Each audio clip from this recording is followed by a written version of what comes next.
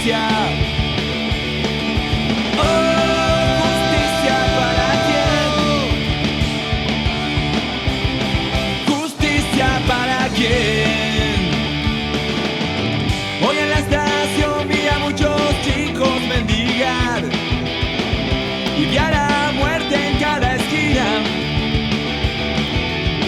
Pareciera un sueño, pero es nuestra realidad. Y a esto le llaman justicia. Oh, justicia para quién. Sí, justicia para quién.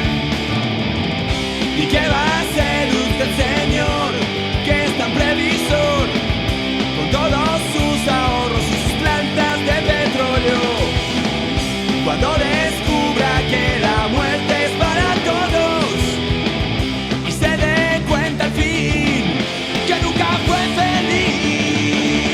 ¡Sí!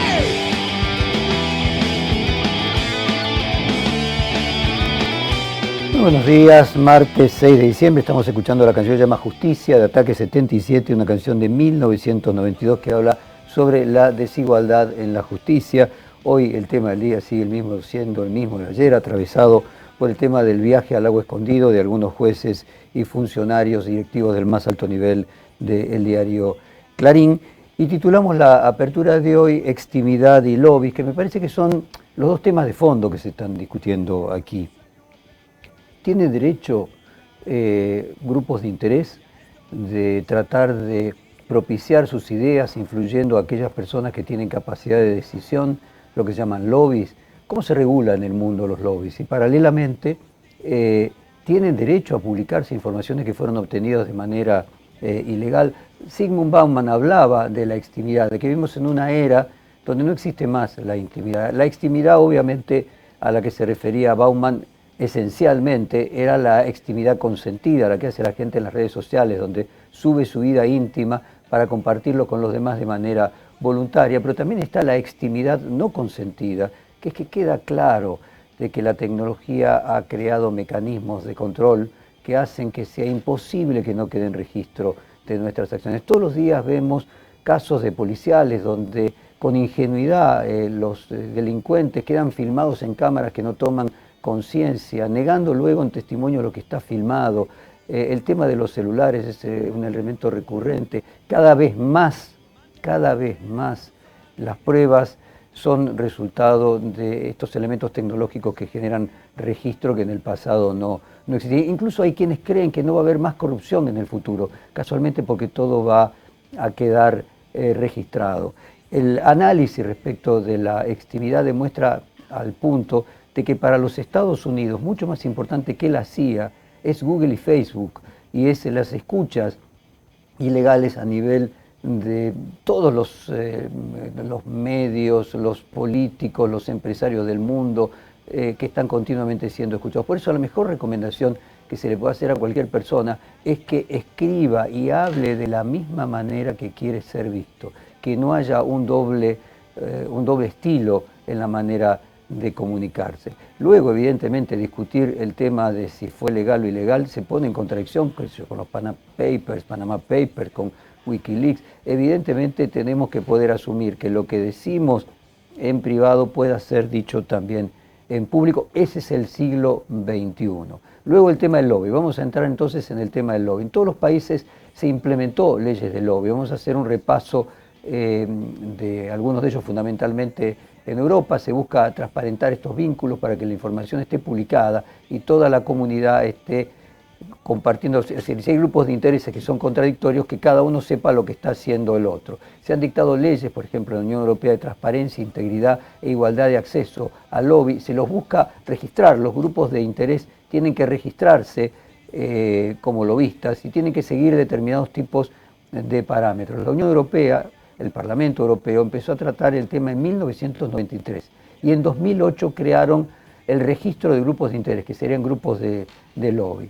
En distintos países han sido implementados en formas de ley. Por ejemplo, la ley de lobby en Reino Unido fue en el año 2014, en Austria en el año 2012, en Eslovenia en el año 2010, en Francia en el año 2009 y revisada en el año 2013, en Georgia en 1998, en Hungría en el año 2006 y hay regiones de la Toscana, por ejemplo, en Italia en el año 2004. Así uno puede hacer un análisis a lo largo del tiempo de cómo se ha debatido cuál es el nivel de influencia que pueden tener los grupos de interés sobre quienes determinan las políticas públicas. Hay que mencionar que la mayoría de las leyes de lobby en todas partes del mundo, su preocupación es que estén monitoreados con los legislativos. Es muy poco los casos con los judiciales, es decir, los lobbies generalmente se realizan sobre los legisladores que van a determinar leyes que luego beneficiarán a un sector o a otro. En Estados Unidos el debate se inició en 1938 y la Corte Suprema anuló el tema del lobby en 1952. Estuvo prohibido hasta que Bill Clinton en 1995 sacó una ley de lobby. En América Latina hay solo 4 países que sancionaron ley de lobby, justamente los países de la Alianza del Pacífico, que son los más relacionados con Estados Unidos. Perú en el 2003, luego de la crisis de Fujimori, Colombia en el 2009, en medio del debate de relación de los políticos con los narcos y los paramilitares, México de 2010, le lleva ya 10 años de discusión, y en Chile en el 2014 es algo que propuso la Concertación y terminó aprobándolo Piñera. En la Argentina no está legalizado ni planteado, ni hubo intentos de reforma sobre este tema. Algo se mencionó en la Constitución de 1994, pero no prosperó. O sea, en síntesis, ¿puede un grupo económico o un grupo de interés invitar a determinadas personas que puedan tener influencia en la legislación o en la interpretación de la legislación a determinado tipo de viajes en el que se trate de aprovechar para transmitir su visión sobre los temas? Sí, en la medida que esté regulado, que haya una relación de tamaño en que no se convierta en una dádiva, pero es un tema que me parece muy interesante en la cuestión de fondo, más allá de este puntualmente. O sea, los dos temas que están detrás del escándalo del lago escondido, podríamos decir, uno es la extimidad y asumir que no existe más la intimidad cuando se trata de delito de acción pública. Obviamente existe la intimidad en cuestiones de índole personal, pero cuando se puede tratar de un delito de acción pública. Y el otro tema es hasta qué punto y cómo lograr que el lobby pueda no ser algo prohibido, pero estar al mismo tiempo regulado dentro de planteos normales. Vamos, como siempre, a hacer un reconto de audios. Vamos a comenzar con los jueces que participaron de este viaje. Vamos a comenzar primero con Carlos Maíquez, en un reportaje que yo le realicé en el diario Perfil, hablando sobre el lawfare. Escuchemos a Carlos Maíquez. Creo que ha habido excesos judiciales en algún caso que en buena medida también han sido corregidos por las instancias superiores. No creo que haya habido lawfare en el sentido en que cierta expresión política lo pone de manifiesto. No tengo certeza ni mucho menos de que haya habido conspiración judicial para obtener determinados resultados. Que puede haber habido, como en muchos ámbitos y en otras ocasiones, excesos o mal uso de una herramienta procesal, sí puede ser que haya habido. Pero lawfare, en el sentido sistémico de la palabra como se usa, no creo que haya habido. Por lo menos yo no lo he percibido y no he visto ejemplos concretos de eso. Ahora vamos a seguir con, en el caso de Carlos Maíquez, el juez de casación presidió inclusive el tribunal colegiado que él integra. Vamos a escuchar ahora a su hijo, a Juan Bautista Maíquez, también en una entrevista hecha para el diario Perfil y el programa de Net Periodismo Puros. Él es el procurador de la Ciudad de Buenos Aires y además el presidente de la Asociación Mundial de Fiscales. Juan Bautista Maíquez, hablando también sobre el tema de la relación entre la política y la justicia. La política, desde mi punto de vista, ¿no?, debiera dejar de judicializar todos los problemas que no puede resolver. Por varios motivos, pero uno de ellos es porque le da un poder al Poder Judicial que no le es propio. O sea, la política tiene que resolver sus problemas y la justicia tiene que resolver los suyos. Cuando la política judicializa sus problemas y la justicia interviene en la política, creo yo que se acentúa aún más la grieta. Y otro audio de Juan Bautista Maíquez sobre la mesa judicial en la época de Macri. lo que peyorativamente llaman mesa judicial, si a eso se refieren con que los que participaban del proceso de designación de magistrados, ya sea subsecretario de Justicia, secretario de Justicia, ministro de Justicia, jefe de asesores del presidente y consejero de la magistratura por el Ejecutivo, se reunían a ver cuáles eran los nombres que habían accedido a la terna para que después el ministro le eleve o le aconseje, una recomendación, le recomienda al presidente un nombre, me parece que es lo más normal del mundo. Es lo que debe pasar. De hecho, es lo que debe pasar ahora. Ahora vamos a escuchar al juez Ercolini en una conferencia nacional de jueces en el año 2011, donde dice: las cuestiones entre la justicia y los medios son de una preocupación de todos los que estamos aquí. Escuchemos ahora a Julián Ercolini. Yo creo que las cuestiones vinculadas entre jueces y periodistas, entre justicia y medios, son realmente, o en mayor o menor medida, son de la preocupación de todos los que estamos aquí. Sobre todo porque son tiempos en que los medios de comunicación son canales ineludibles de contacto entre las instituciones, cualquier institución y la sociedad. Y creo que el abordaje de este tema es consecuencia de un trabajo que desde hace unos años se viene desarrollando, a partir de una toma de conciencia de que es indispensable el despliegue de verdaderas políticas institucionales de largo plazo, que tiendan al acercamiento de la institución del Poder Judicial con toda la sociedad. Ahora vamos a otro de los jueces que participaron del viaje, Pablo Yaradola. En este caso, como no tenemos un audio previo de él hablando sobre el tema, es un audio de los filtrados en el escándalo, que dice que lo haga La Nación es más lógico que lo haga Clarín. Se estaba refiriendo a difundir una versión satisfactoria para ellos mismos. Por acá, muchachos, que estoy manejando, pienso que, aunque sea no denunciándolo ahora, pero por ahí instalando en los medios la teoría, que por ahí que lo haga La Nación es más lógico que lo haga Clarín.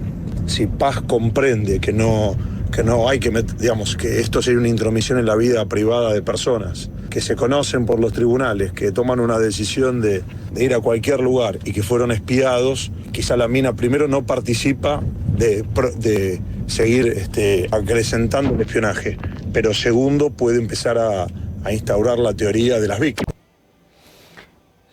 Sorprende el vocabulario, el tono de un juez tan importante. Vamos ahora a la propia Paz Rodríguez Ney, periodista de Judiciales de La Nación, y esta es la explicación que dio ayer en el programa de Ernesto Tenenbaum, donde también es columnista. Cuando surge esto, ellos dicen, bueno, ¿qué hacemos? ¿Salimos a hablar? ¿No salimos a hablar? Se ve toda esa conversación en los chats, suponiendo que los chats sean reales. Ahora, hay partes que yo te voy a decir, sí, hay cosas que son reales. Entonces, en un momento, dicen que no atienden a muchos periodistas y Ercolini cuenta que yo lo llamé para chequear qué es lo que había pasado. Entonces, dice, bueno, tal vez puedo atenderla y hablar con ella. Hay cosas de estas que están en audio incluso, ¿no? Y es la voz de Ercolini. Entonces, y dice, bueno, pero tenemos que tener bien cerrada la historia. Entonces empiezan a hablar de cómo construir una historia que fuera verosímil para mí, para decir su versión con cosas que, de acuerdo con lo que surge de los audios, son mentiras, como por ejemplo que pagaron el viaje, que se conocían aparentemente de antes. Bueno, nada, la versión que ellos quieren instalar de este tema.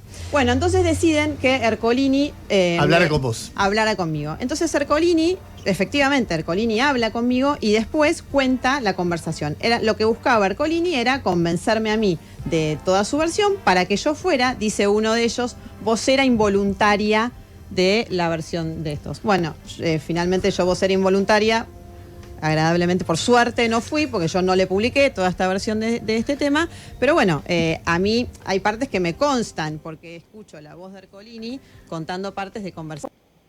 Bueno, y ahora vamos a Marcelo D'Alessandro, el ministro de Seguridad de la Ciudad de Buenos Aires, quien está sindicado como haber sido quien organizó este chat para construir un relato común entre todos los participantes del viaje que fuera que no fuera inconveniente para ellos mismos. Habló Marcelo de Alessandro solamente ayer, nosotros estamos insistiendo en tratar de conseguir su testimonio, dice que el único testimonio que dio fue ayer en radio con voz y nada más, pero así que bueno, vamos a seguir insistiendo y vamos a escuchar una parte de lo que él dijo. Son chats que se crearon. Ellos son los que tienen los audios donde dicen que hay que apretar a los jueces, ellos son los que tienen estos métodos, porque esto lamentablemente, por no pararnos todos, absolutamente todos, y decir basta, esto viene pasando desde el 2005, se lo hicieron a Enrique Olivera cuando le crearon cuentas falsas en Suiza, después lo hicieron cuando de Narváez ganó y lo asociaron con el rey de la Celdina, después lo hicieron con el operativo PUF, y es un método que tienen, que utilizan servicios, que utilizan estos mecanismos ilegales que solamente se vieron en dictaduras. La verdad es que es muy peligroso, pero por sobre todas las cosas, que nos encuentra toda la misma vereda, Eduardo, porque esto tienen que entender que le caga a cualquiera. No puede ser que surjan unos supuestos chats de forma absolutamente ilegal, que se va a comprobar que están editados, que se va a comprobar que hay cosas que no existieron. Muchos de los que me conocen saben que yo no hablo de la manera que está escrito ahí, yo no utilizo esa red, utilizo otra red para comunicarme. Pero digo, lo importante es entender que esto le puede pasar a cualquiera. No se puede hacer esto y poner a la gente como que pasa algo y después, encima, en vez de decir, fuiste víctima de una operación, fuiste víctima de un espionaje, lo que dicen es los escandalosos chats que se filtraron. No, son chats que se crearon, señores, hablemos con propiedad. Sí. Bueno, si los chats fueran falsos, evidentemente estaríamos frente a un hecho de una gravedad enorme. Lo que podría hacer el ministro de Seguridad es ayudarnos a todos denunciándolo con pruebas, ¿no? Y presentando casualmente sus propias chats que no coinciden con los que se difundieron. Pero la cuestión de fondo es, hubo un viaje, eso está absolutamente comprobado con el registro, además no podría ocultarse, ¿no? O sea, los viajes se registran, los pasajeros que suben y que viajan. Hay momentos que parece de una ingenuidad que sorprende la discusión sobre cuestiones de fondo. Está bien que jueces importantes viajen invitados por un grupo empresario. Discusión 1 sobre el lobby. Discusión 2, está bien que se trate de mentir y de negar que existió el viaje, que este sería el otro punto. Si se miente sobre que existió el viaje inicialmente, ahí hay un problema que ya trasciende a la discusión de cuándo el lobby es aceptable y cuándo el lobby cruza la raya. Y por último, el tema de que no salga publicado en los medios, ¿no? Que ese es la otra cuestión. Hablamos con fulano para que no salga en tal medio, hablamos con sultano para que no quiero caer en esto de no mencionar los medios porque parece que hubiera una protección corporativa. Hablamos con Haddad para que no se publique en Infobae, los medios de Cristóbal López, dice su jefe de Relaciones Institucionales, no lo van a publicar. Obviamente ya vimos el caso de Clarín y Nación. Es decir, ese contubernio para que un tema no salga a la luz también es parte preocupante. Ahora vamos al fondo de la cuestión. ¿Es correcto que haya lobby en los países? Sí, tiene que haber lobby. Evidentemente hay grupos de interés, por ejemplo, el caso más claro es de la minería, que tratan de convencer a quienes tienen la legislación o la interpretación de la legislación de la conveniencia para todos de una u otra perspectiva. Hay subjetividad y es totalmente lícita. Lo que no es lícito es que sea oscuro. Vamos a cerrar con la misma canción de Ataque 77 sobre la justicia y comenzamos así este programa de hoy.